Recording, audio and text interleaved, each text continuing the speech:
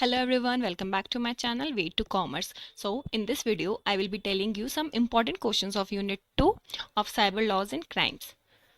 So let us see the first question. The first question is, what is data security? Explain different methods of protecting of computer data.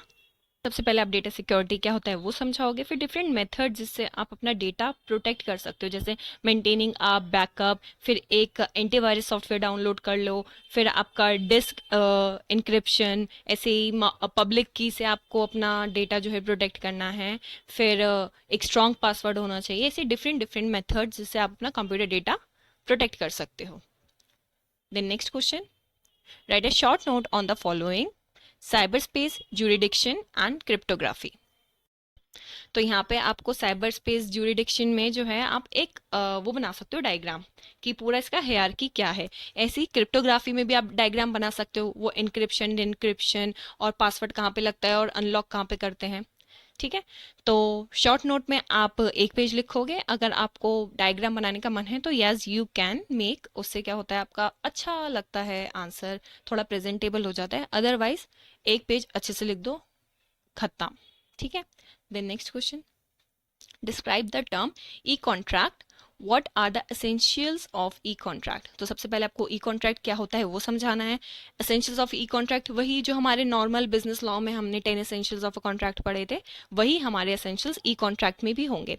एक चीज और आती है यहाँ पे, different different types of e contract होते हैं। ठीक है ना, तो वो तीन टाइप्स जो हैं, click wrap contract, browse wrap contract, shrink wrap contract, वो तीन भी आप पढ़ के जाना, समझ के जाना, क्योंकि ई कॉन्ट्रैक्ट में वो भी आ जाता है। अगर आपको ई कॉन्ट्रैक्ट का शॉर्ट नोट आता है तो आप ई कॉन्ट्रैक्ट लिख दो, फिर वो तीन जो different type of e contract है वो लिख दो। आप एसेंशियल्स ऑफ कॉन्ट्रैक्ट लिख दोगे वो भी चलेगा, लेकिन it is better to write different type of e contract. ठीक है, then next question, what are the objectives of IT Act 2000? IT Act is not applicable to some specific documents comment.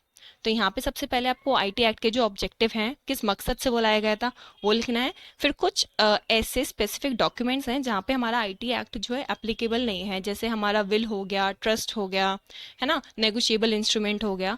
तो वो अराउंड 5 to 6 डॉक्यूमेंट्स हैं, वो लिखने हैं आपको। Then next question, what are the various advantages and disadvantages of using a internet? Explain the basic application of internet. तो यहाँ पे सबसे पहले इंटरनेट क्या होता है वो समझाओ, उसके एडवांटेजेस समझाओ, डिसएडवांटेजेस समझाओ, then applications, around 4 to 5 applications of internet लिख देना, बात खत्म। ठीक है, सो आई होप आपको ये वीडियो समझ आया होगा, ये क्वेश्चंस आपको समझ आए होंगे कि इसको कैसे अटेम्प्ट करना है। And thanks for watching.